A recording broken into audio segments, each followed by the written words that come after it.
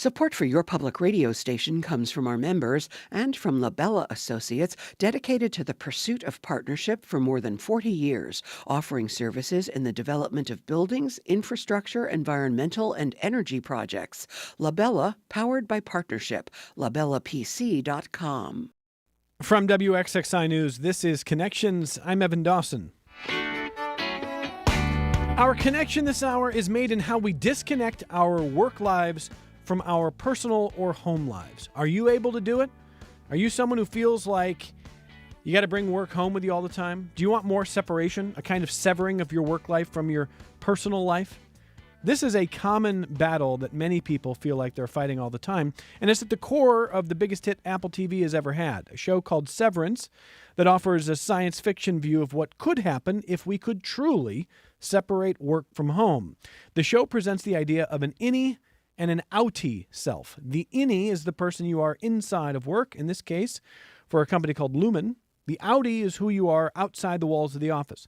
And instead of wrestling with the innie and outie overlapping, Lumen makes it scientific. Implant a chip that severs one from the other. Lumen employees become entirely different people in the office. They are unaware of who they are outside of work. And their outie selves are unaware of what happens when they go to Lumen. Never the two shall meet. Well, this is a streaming series, and so you know that the two must meet. Lumen is up to something. It becomes clear that this is not just a company that cares benignly about protecting employees from taking their work home. The outies begin to wonder what the innies are doing. The innies start to learn more about how Lumen is using its science, its technology, its ideas. Severance Season 2 just wrapped, and if you watch, you've probably been buzzing since the finale. If you don't, maybe you wonder what all the fuss is about. But this hour, you do not need to be a Severance fan to appreciate the themes that we're going to talk about. How far would you go to make sure your home life was separated from work? How far would you go to be able to block out negative life experiences if you could? Would you take a pill? Would you get a chip implanted if you could eliminate the pain of childbirth or the anxiety of air travel or other experiences that you wish you didn't have to go through? Let's talk about it this hour with our guests.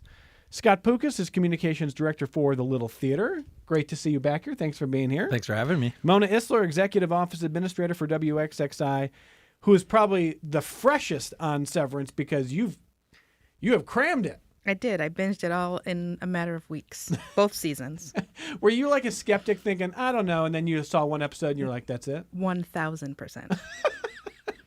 So you held out for a while. I did, for many years, actually. I didn't want to watch it. I either have to get in on the bandwagon right away, or I'm going to wait years and years and years to watch.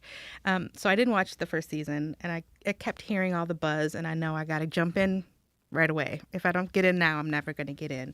I was afraid it was scary because it presents itself as eerie, and really, I thought it was a horror something, you know? Yeah. It's more of a thriller. Psychological thriller sometimes, but it was episode 1, and I was locked. There we go. Paul Buckley, Film Commissioner for Film Utica, is on the line with us, too. Paul, first of all, welcome. Afternoon. Hey, thanks for being with us, Paul. Thanks for having me. I'm flattered, very flattered. Well, are you a fan of the show? Have you seen the show? I've caught a couple episodes, and of course, we had an episode shot here in town, and it was quite exciting. But the whole concept, as everybody else was saying, it scares me. I mean, I'm more or less a realist, and my bride and I we're going to settle down and watch this thing one of these days. But the sci-fi just doesn't do anything for me, to tell you the truth. But it's a great success. I have a lot of friends that watch it, and they love it. Absolutely love it. We're going to talk to Paul coming up here about how Utica got an episode here. By the way, the rumors of what the per episode budget are for the show are off the charts, which is why Ben Stiller is literally tweeting, I'm going to still use that word, tweeting, begging for a third season, because as much of a hit as this show is, it's an expensive show to make. So Utica was one of the beneficiaries of that. We're going to talk about that coming up here with Paul. I'll welcome your feedback, listeners, if you are fans of Severance, or if you want to know what all the fuss is about, or if you just want to talk about the struggle of separating home and work life. And I'll welcome some of that feedback coming up. And I want to say there's a little, not to get a little meta here, but there's a little bit of a meta overlap here, because if the Connections team was able to sever, when we leave WXXI, we leave it all, like we're not even aware, right? If that had happened, then we wouldn't have a show right now, because the reason we're talking Severance today and not later this week or next week like we planned is because the 1 o'clock hour canceled at about 9 o'clock last night. And so our home life and our work life overlaps. That's what happens when you work for this show. And you're always kind of working, and then you figure it out. And I've got great colleagues who love the show who are going to be here to talk about it. So, listeners, you can weigh in. We'll talk Severance. Let's start with a little clip. Well, let's listen to a clip. And I think this is from season 1. Season 1, as Mona said, still was several years old. It took like 3-4 years to get the next season made. Correct. And so season 2 just wrapped. But this is from season 1. And in this clip, Adam Scott plays Mark. Britt Lower plays Helly. And they're in the office. They're talking about lives outside of the office that because of the situation now at Lumen, they may never know. Let's listen. So I'll never leave here. You'll leave at 5. Well, actually, they stagger our exit, so 5:15. But it won't feel like it, not to this version of you anyway. Do I have a family? You'll never know. And I have no choice. Well, every time you find yourself here, it's because you chose to come back. Mona, you got this smirk on your face. You love that. Why do you love it? Why do I love the show, or why Yeah. do I love the concept of Severance? Yeah, both of them. I think I love the show because it is a very unique take on a whole bunch of different themes in one place. It is about the lengths that people would go to forget, the lengths that people would go through to not have to deal with some of the realities of their lives, which makes sense to all of us, right? Absolutely. It deals with corporate espionage and intrigue and cult-like religiosity. You know what I mean? It is a lot of all of those things all at once. And so whatever pulls you in, it gives you just enough of everything to keep you coming back because you want to know what happens. There are so many mysteries that are sprinkled about throughout the show. Every episode, you're just like, what was that? What does that mean? And you come back because you're trying to wait for them to tell you, what does that mean? And some things they answer and some things they absolutely never answer. Did they give you enough answers at the end of season 2 to be satisfied and hoping for a season 3? They could have told me nothing and I would have been satisfied. Come on. No, seriously, no. They did. It answered a lot of questions. It left a big, huge gap. We're definitely waiting to find out what happens in season 3 because it leaves you're basically reaching out towards the TV like, no, wait, there's more. Don't go. Don't go. It's going to be years before we get to come back to the story. Truly. And I think Scott would agree that you're just sort of like, wait, is that it? And it was a very long episode too. It was like an hour and 15 minutes. Scott Poukas, why do you love the show? So it's a lot like Lost. Listeners know I love Lost, where there's a lot of mysteries, as Mona said, but at its core, it's a really human story. It's also very funny. The company should have been called Dharma. That would have been amazing. Lumen, there's similarities between Dharma, but there's a lot of humor in it. So if you've watched the term waffle party comes up, and there are funny little bits in it, but it deals a lot with the human issue because, as I alluded to in the clip, the innies, this is all they're experiencing. They go in an elevator, they're in work, they go out, and like their whole life is just this work. So it deals a lot with, relationships and what do they deserve? Do they deserve love? Do they deserve more than just this? And of course, if someone leaves the company, Lumen, then what happens to their innie? They essentially don't exist. So there's a lot of like philosophical, deeper questions in this package of a thrilling mystery box show with humor, good acting, good writing. So I just love every bit of it. And I watched when this first aired.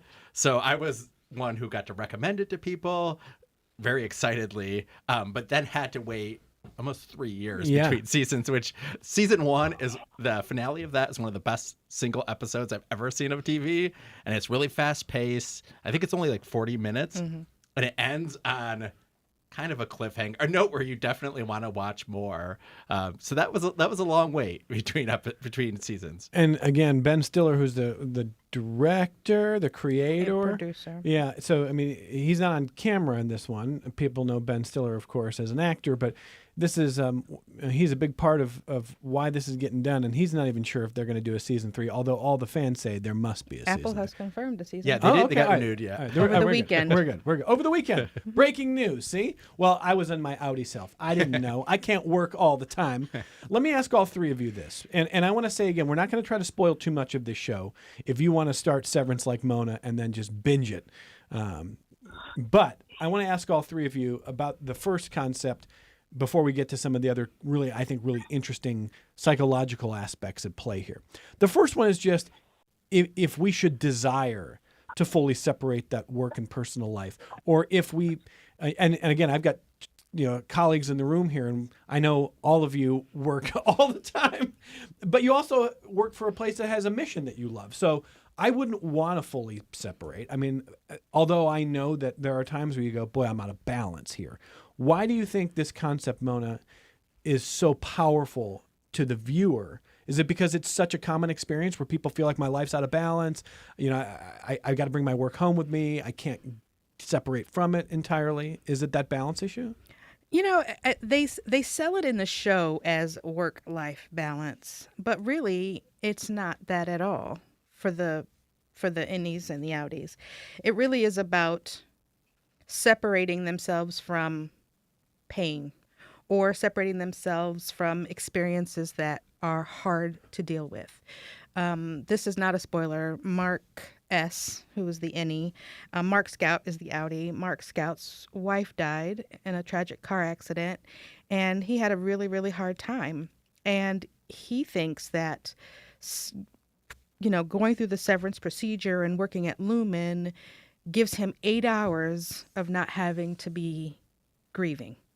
8 hours of not having to think about his wife. Because he's totally unaware. He goes to work. He doesn't have to think about all the things that he's going through at home, the grief, the drinking, he lost his job. You know what I'm saying? For him, severance was a reprieve from his existence. So, and I think ultimately all of the innies are that's what they are. They're a reprieve from something or a chance to be something else than what they are. It is sold as work-life balance, but in the realities, it is not that. And I think all of us, on some level, wish we could step away from some of these hard things that we deal with in our life. Would I love to not feel fear when I get on a plane? Certainly. Would I love to forget the pain of childbirth? Certainly. Would I love to fear, not have to fear grief and all that kind of stuff? We do. But also experiencing all of those things is the richness and fullness of this existence that we have. Scott? Yeah, I think it's such an interesting concept for just those reasons Mona was saying, that those experiences, of course, it makes sense that if you have tragedy or grief or even just something you don't want to do, if you don't like going to your work, it makes sense that you'd want to separate that. But, kind of as Mona was saying, that just makes us who we are. And of course, there's the cause and effect of it in the show. When you sever, it's like, okay, I don't want to have to deal with this, so I'll do that. But there's still another version of you who then that's their entire life. So then it could be, that's when the philosophical questions start happening. So it's almost like a torture or a jail for the innie if they're if someone's scared of flying, so they're like, I want to sever and so I don't have to deal with that. But then their innie would be their entire existence would be just on that plane, or in this case of the show, it's just in work. All the trauma, Yeah. all the possible negative experiences. Yeah, and kudos to the show and the actors in the show. From the scenes that I've seen, how remarkable the actors are at playing an innie and an outie that are very different in tone, in personality. It really, really smart, really, really well done. So I may end up binging it just like Mona soon here. I just love the concepts here. Paul Buckley, what about you? Are you a workaholic? Do you feel like I'm working all the time and that's just life? Or do you feel like you can separate things?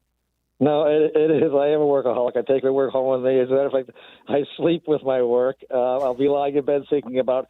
I produce a TV show as well, so I'm always editing. I'm always doing something, and I'm full of them. I have 3 daughters, so I'm an emotional wreck. Okay, so anytime I can't separate anything, it's all part of life, and I deal with it, and I love it, and I wouldn't change it. I mean, this whole concept. It sounds like it sounds like the big brother of the company is controlling these people so they get the most out of them.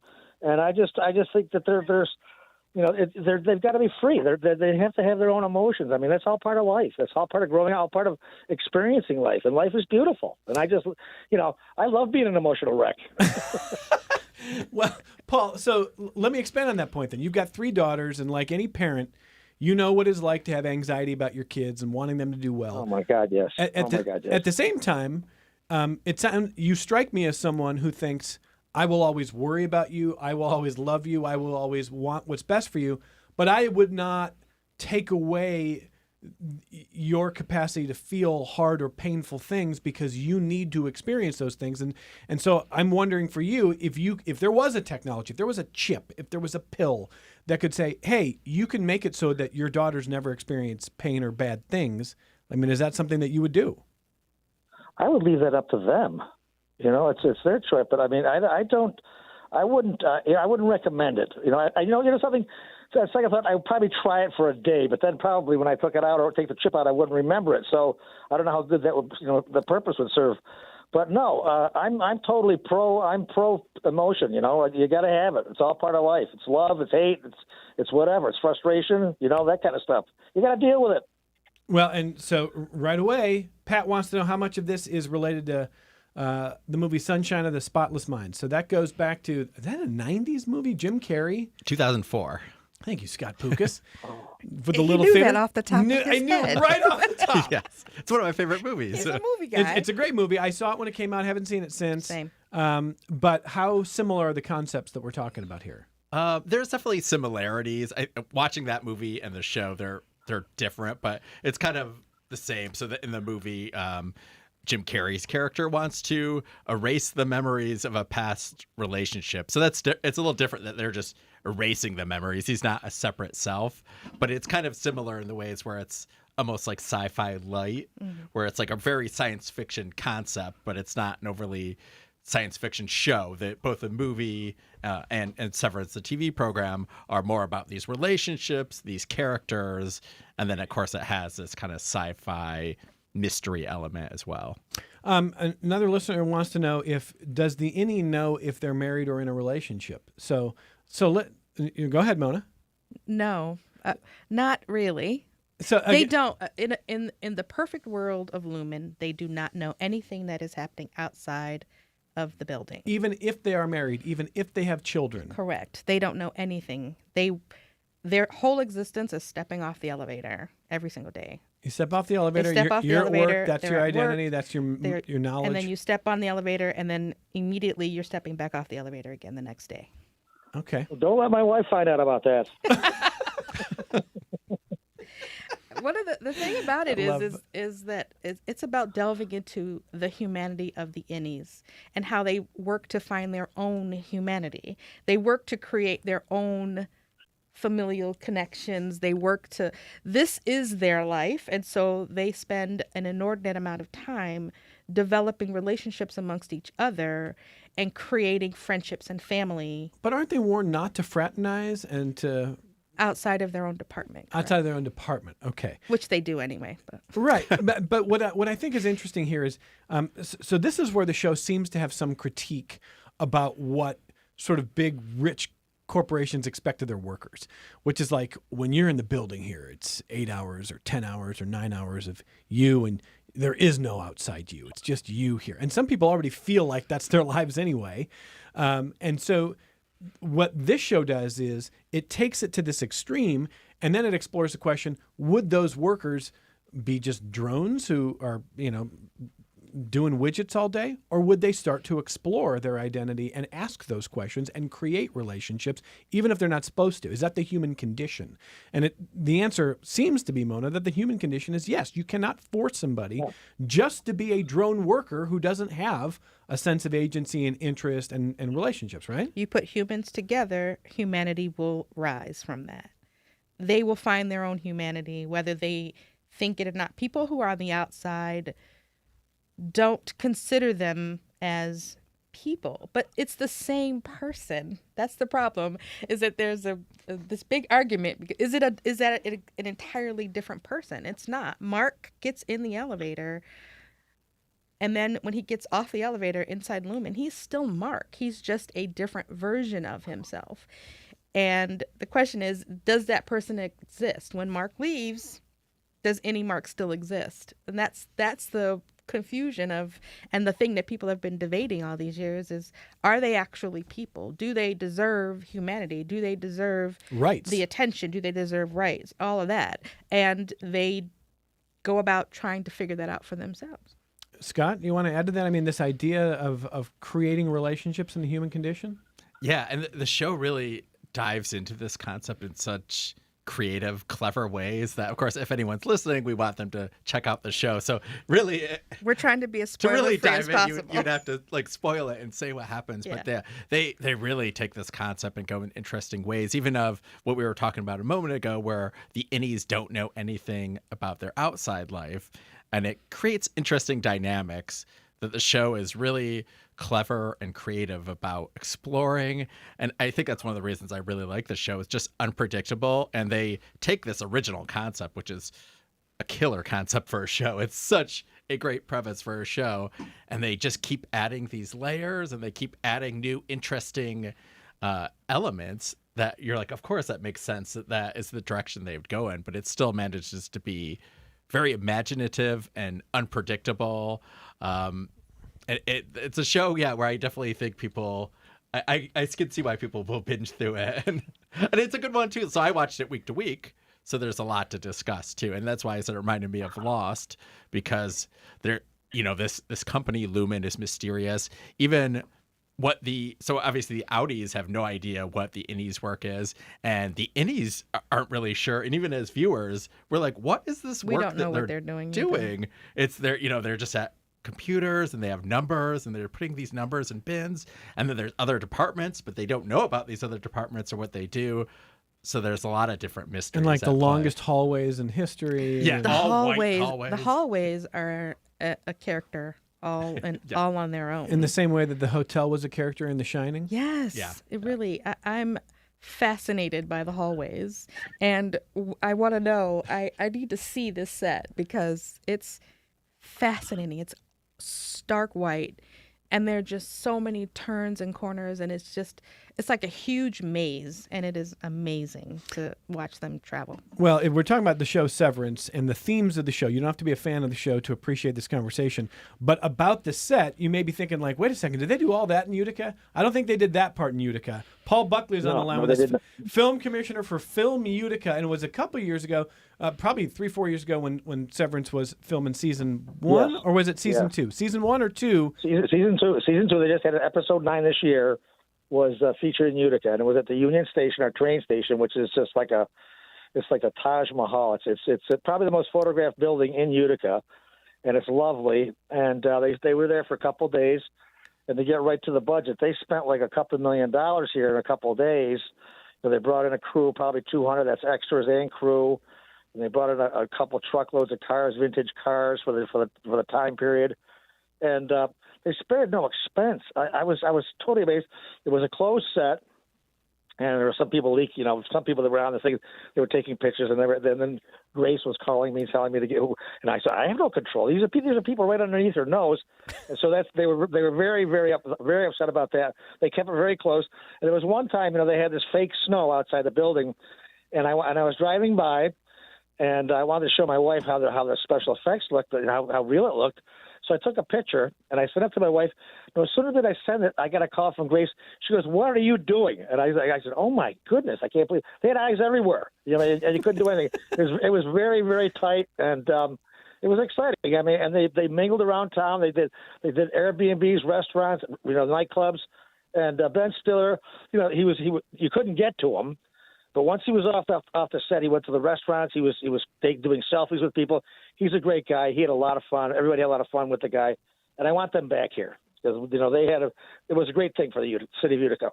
Unbelievable. Lots of locations like that. So, I mean, do you think they had a good time? Would they come back and film some more in season 3? I would love that. We have, and right by the train station, we have an antique train there. So, I mean, if anybody's looking for like a vintage 1900 train, we've got that goes up to the Adirondacks. We got a lot of stuff here that a lot of people don't know about, and I'm trying to get the word out and it's cheap here. It's I shouldn't say cheap. It's affordable. but it really is cheap here, and so everything's great, and the people of Utica are fantastic. They go out of their way, they bend over backwards to help people out, and so, I've had a lot of movies here. And $2 million is probably probably one of the biggest ones we've had here. And I get a lot of indies here, like for half that budget and stuff like that. But I always tell these film students that I work with, I go, you surround yourself with talented people, and the thing will look beautiful. And you get a good cinematographer, and the movie just comes out great. We've had a lot of great movies here, so I can't say enough about Ben and his people. They were very, very kind to me and very nice, and I want them back. I want them all back. Well, Paul, I got to say, I love hearing that Ben Stiller and the people that you worked with from Severance were good to you, were good to the town. It's always it's always a bummer when you hear celebrities are kind of jerks, and it's always nice to know that the people you want to be good dudes are good dudes. So. They were so far from the opposite of that. It was unbelievable. They were very congenial, very friendly. That's great. Couldn't do enough for you, but all they asked was that you just keep the set closed and obey their rules, and we all did. So everybody get along famously. Oh, that's great, Mona. I saw your face when Paul mentioned the train station, and he called it the Taj Mahal, and I'm like, well, if you haven't been to Ithaca, is he overselling it? But you said no, I saw you say it's beautiful. Yes, and it's one of my favorite scenes in the whole series. In that train station, it's with John Turturro and Christopher Walken. Yeah. And it was heart-wrenchingly The thing's massive. Yeah, it's massive. Yeah, it was. Yep. Don't spoil it, Mona. You're about to spoil it. I didn't spoil it. I didn't say. I mentioned the actors in the scenes. Paul, that's don't all. spoil it yourself. Go ahead. Tell any of your filmmakers to come to Utica and check it out. I mean, they'll fall in love with it. As a matter of fact, we've got a couple movies coming up there this spring and summer that'll be shot there too as well. So it's great. It's a great place. Sought after. No, that's great. We've got some feedback from listeners that we're going to share on the other side of our only break. We're talking about Severance, the show, and why it has become such a big hit. The biggest that Apple has had. This weekend, my co-panelists tell me, I haven't fact-checked you on this, but Apple's confirmed a season 3. So, producer Megan Mack has fact-checked that for me as well. My head is spinning here. What a Monday. But the idea of Severance is this idea of separating your work life from your outside work life through scientific means. And would you want to do that? And is there a benefit to that, or is there a cost to that? So we're talking to Scott Poukas and Mona Isler, my colleagues here. Paul Buckley, film commissioner from Film Utica, is on the line with us. And you just heard the story of how Severance went to Utica to film for season 2. So we're going to come right back. If you want to weigh in on why you love the show or your thoughts on the show, the themes, you can do that via email, connections@wxxi.org, connections@wxxi.org, or you can call the program toll-free. It's 844-295-TALK, 844-295-8255, 263-WXXI if you're calling from Rochester, 263-9994. Support for your public radio station comes from our members and from Mary Cariola Center, proud supporter of Connections with Evan Dawson, believing an informed and engaged community is a connected one. MaryCariola.org. This is Connections. I'm Evan Dawson. Alex writes to say, I love how effectively the show plays on the modern evils of alienation between our work and the impact of our work, between companies and people, and between who we have to be at work and who we want to be at home. Alex also says Milchick is best. What is that? I don't know.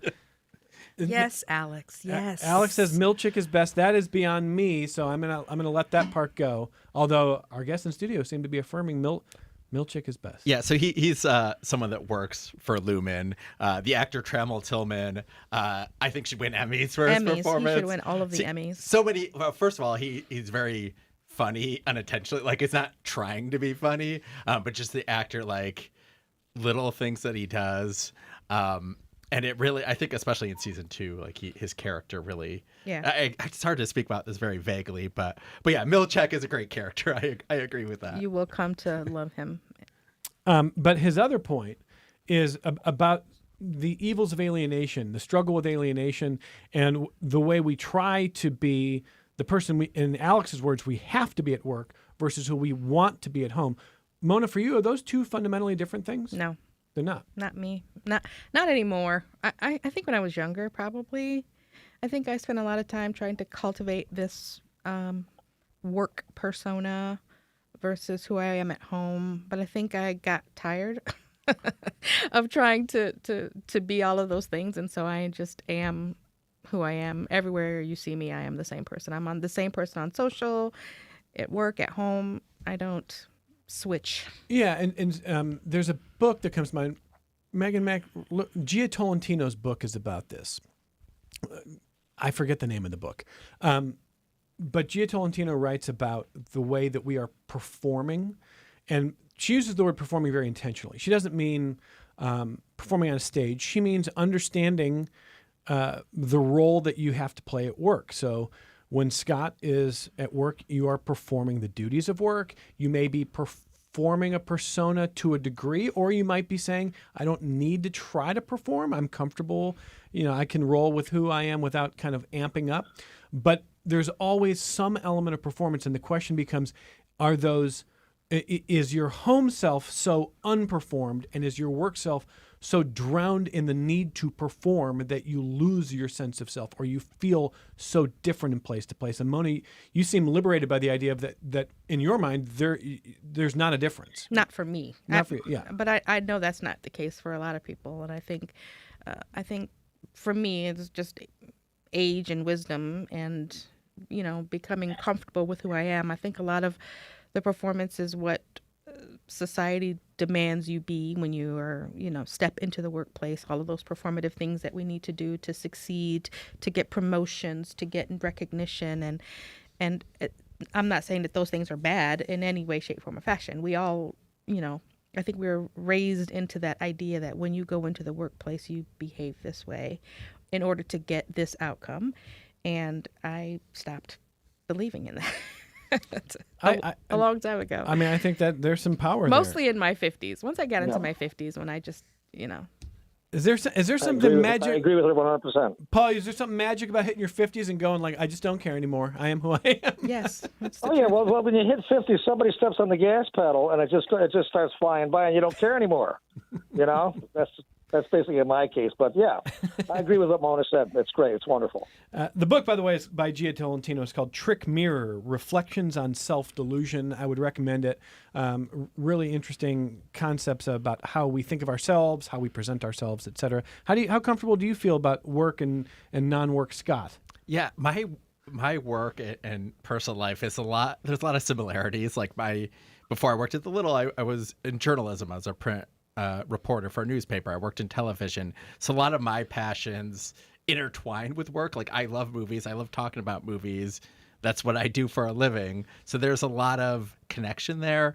But a lot of my job is public facing too. So there's always a little bit of a performance there when you're, interacting with a lot of people on stage a lot, like doing different types of stuff. But really, a lot of what I do for work is core to who I am, and it's my passions. And I guess we're fortunate that we're in positions where we're passionate about it. I mean, the show is very much a satire on working an office life, just being an office drone, going in a cubicle, being on a computer. And I'm lucky that's not my job. And some people have that, some people enjoy that. But I think that's kind of what the satire is of that.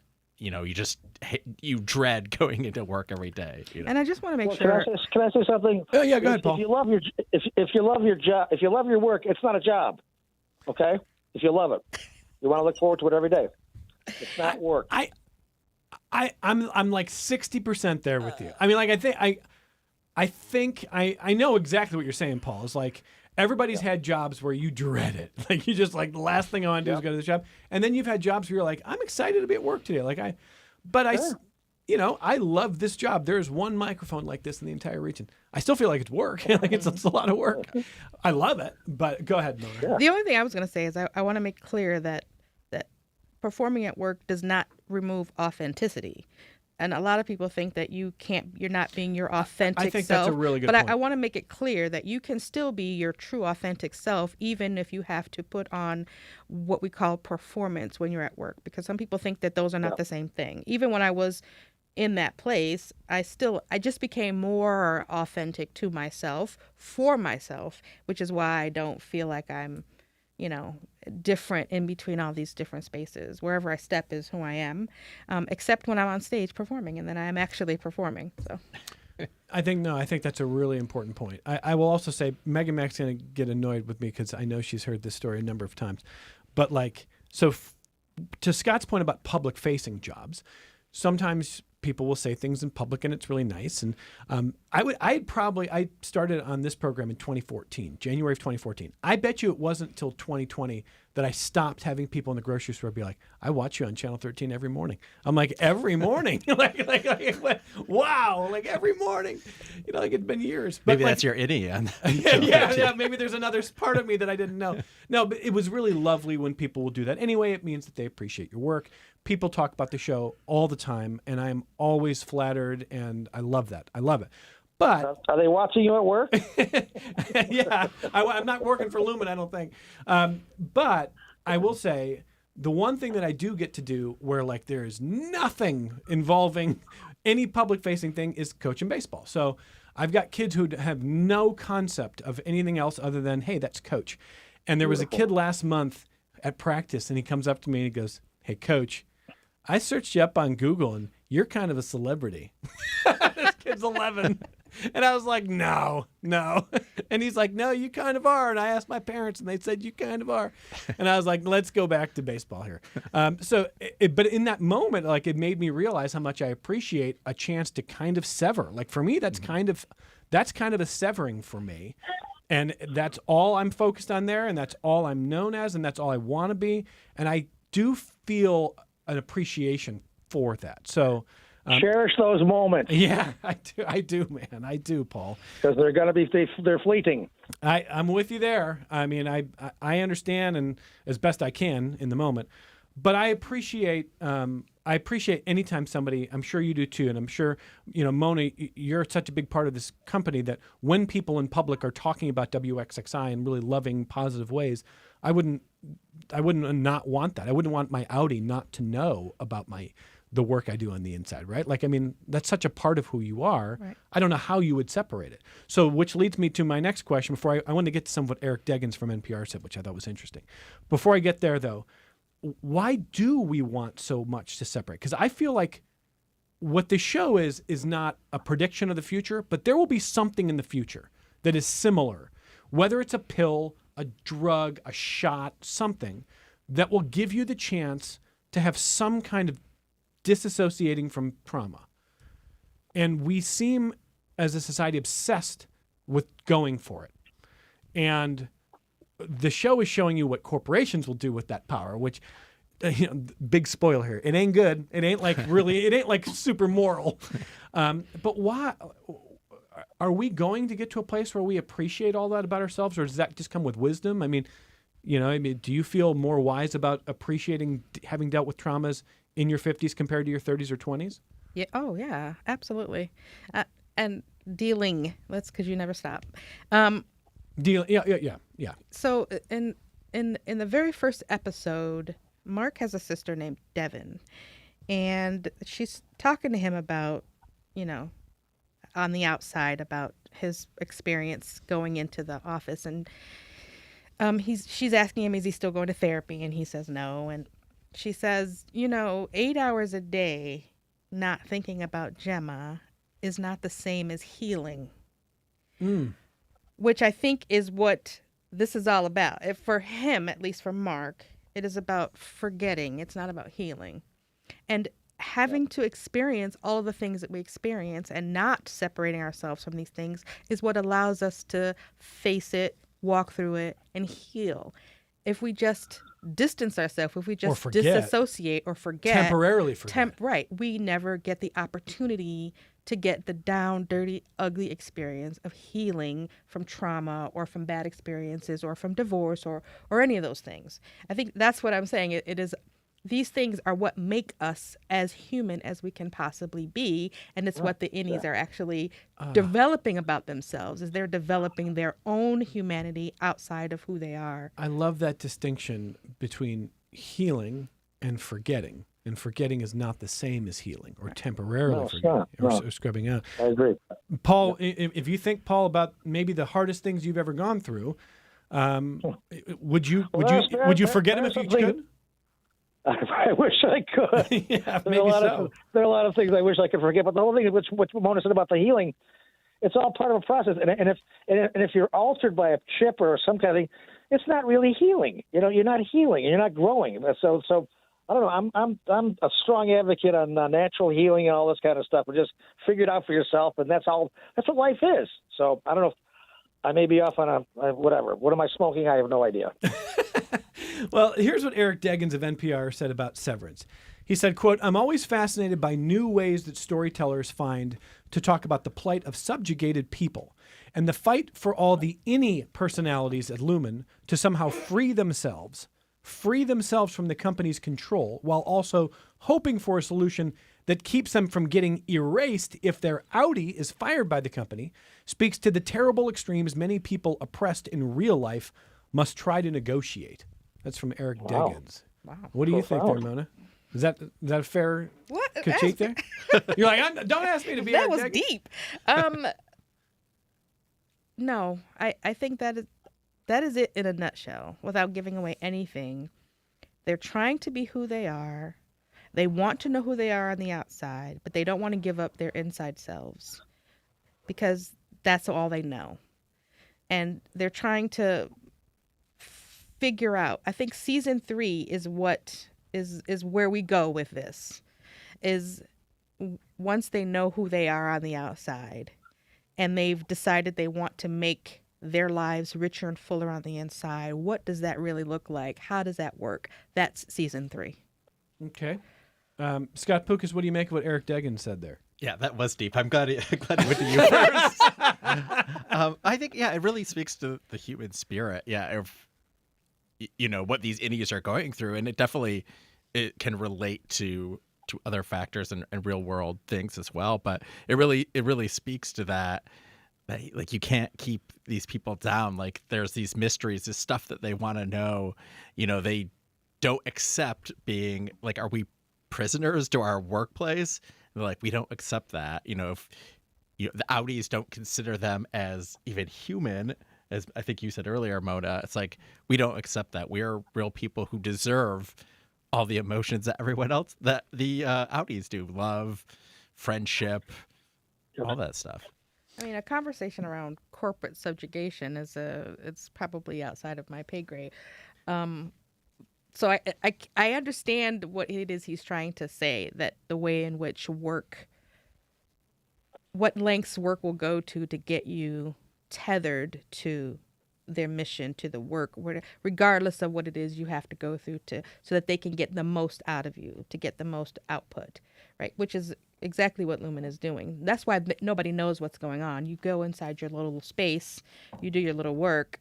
If you've ever seen the setup of the macro data refinement area where they work, it's 4 desks all connected in like a little pod in the middle of a giant empty room. It's empty.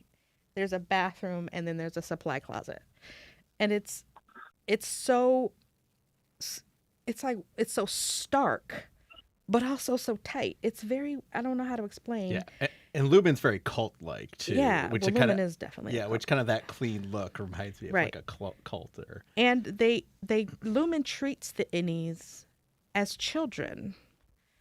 The things that they give them, they've created the reality of what it is supposed to look like. The treats they get in the vending machine, the paper, the rewards they get for doing a good job are so simplistic and so outside of anything that we would recognize as a normal thing, because they've created that for them. They don't know that they shouldn't want the little finger The finger trap? Yeah. the finger traps. That's a reward for finishing and That's like what you'd give a 3-year-old.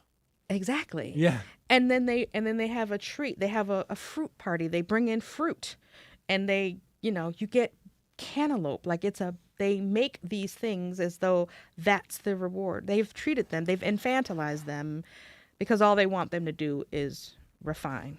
Okay, so this leads us to some of what Patrick has been writing about. First of all, Patrick emailed to say, hey, man, is this just a rewrite of the sitcom Office Space? Give it to me straight. No. No.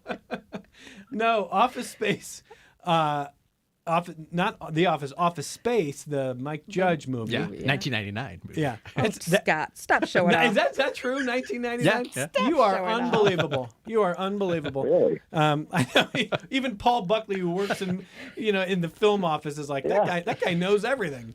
I know. I didn't know that date.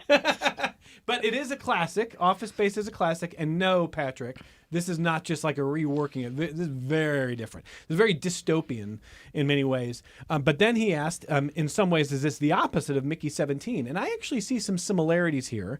So Mickey 17 is the movie that we had talked about recently. Scott hosted a great discussion at the Little. The author of the book, Mickey 7, a sci-fi novel, is from Rochester.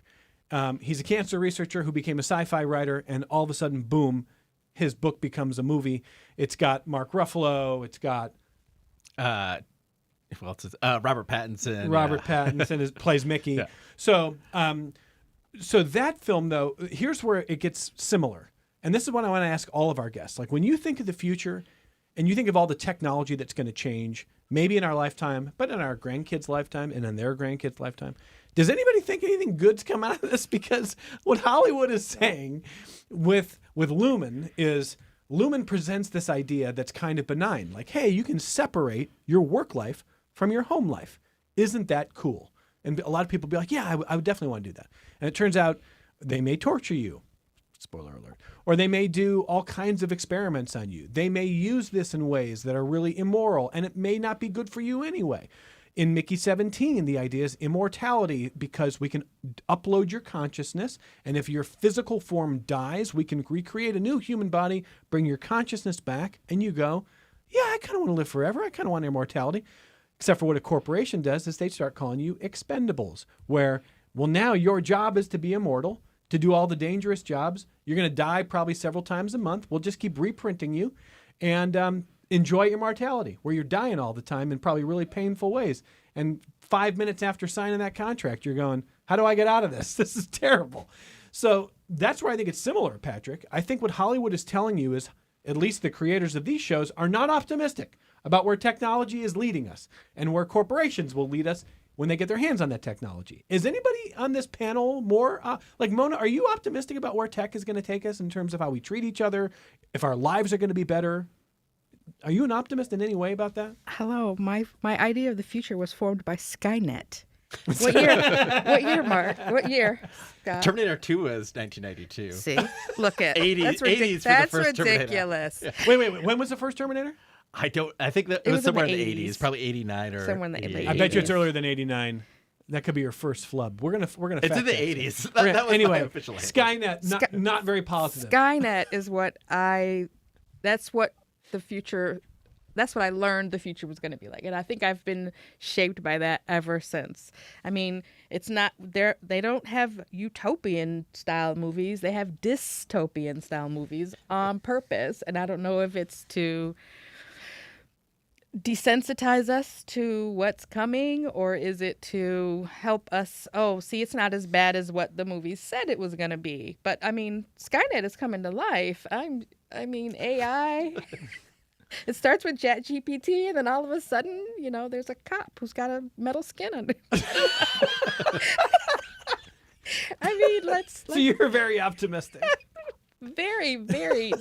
I'm a cynic by nature, so I think who knows? I think technology has its place. But we're doomed.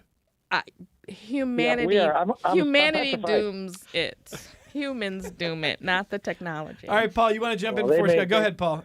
Well, they make the humans make the technology, and I'm scared to death of it. All right, so that's all I got to say about it. But You're not an I'm optimist. sure I'll be dead and gone. I'll be dead and gone by the time that shit happens. I'll pardon my French. We got through most of the show without needing the dump button. I know. I That's think we that's got there, Rob. that's I a think we miracle. got. Okay, Scott Pukas. I apologize. That's I okay, apologize. See, Paul's not performing. Paul is who he is. Not performing. Whereas I never curse, so this is who I am. I've never cursed on Connections because I never curse in real You life. don't want to know. You don't want to know me. Paul, I got a feeling. I know it. Scott, Oh yeah, it's a bad one. Scott, are you an optimist that future technology will bring about a better society? I probably watch too many movies and shows too, because the theme of every one of those is that things go horribly wrong. So I'm probably pessimistic on that just by the sheer amount of pop culture I've consumed about that. Fair. Although Angela says, Evan, Hollywood's not going to make a show about how AI and technology makes the world better. Fair. Okay, fair enough. And Charles says, Evan, I love the concept, or I love the premise of the show Severance. I just retired after 45 years of work, the last 31 as an RCSD teacher. And if I could have left that job and forget it for 16 hours, I would have signed up in a second. Any teacher I know puts in long days, no less than 10 to 12 hours a day to stay on top of things. Sundays, forget it. That's a work day for a teacher. Teaching is never off your mind. You read the paper, you wonder if you can use an article in class, you catch NPR, you steal an idea, you're on the internet searching for ideas and materials. In the summer, I worked summer school, and I loved it because the annoying little tasks in regular school are tossed aside. And yes, I miss my colleagues, and yes, I really miss the kids, but I do not miss the job. I've got my life back. No more 5 a.m. alarms. That's from Charlie, who is loving retirement. So Charlie, Congratulations, there you go, Charlie. Charlie. You earned it. But Charlie never severed. See, Charlie was never severed. It was always putting the kids first, putting in the work. So there you go. That's great stuff, Charlie. It's old school. It's old school. That is old school. That's it. Hey, all right. So as we get ready to wrap here, Paul, what are the odds that Severance is coming back to Utica? I don't know. I got to call Grace and see if there is something else, because they may do a repeat here. I hope so. And if I do, I will let you all know. You come down and crash the set. Paul, you get Christopher Walken and Ben Stiller on this show, John Turturro. Now we're really cooking with gas. See what you can do. I can't thank you enough for having me on. I'm very flattered. Thank you so much. Hey, that was really fun. That's Paul Buckley, Film Commissioner for Film Utica, which was host to Severance, part of episode 9 of this past season that just wrapped last week. Scott Pukas, big fan. I'm a big fan of you. You're a big fan of Severance. Communications Director for the Little Theater. I'm also a big fan of the Little Theater. Thank you for being here. Thanks for having me. Never severed.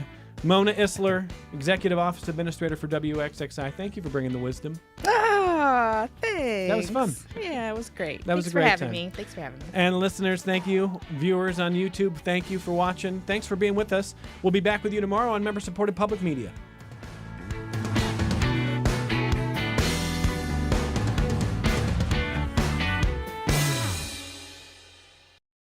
This program is a production of WXXI Public Radio. The views expressed do not necessarily represent those of this station, its staff, management, or underwriters. The broadcast is meant for the private use of our audience. Any rebroadcast or use in another medium without expressed written consent of WXXI is strictly prohibited. Connections with Evan Dawson is available as a podcast. Just click on the Connections link at WXXInews.org.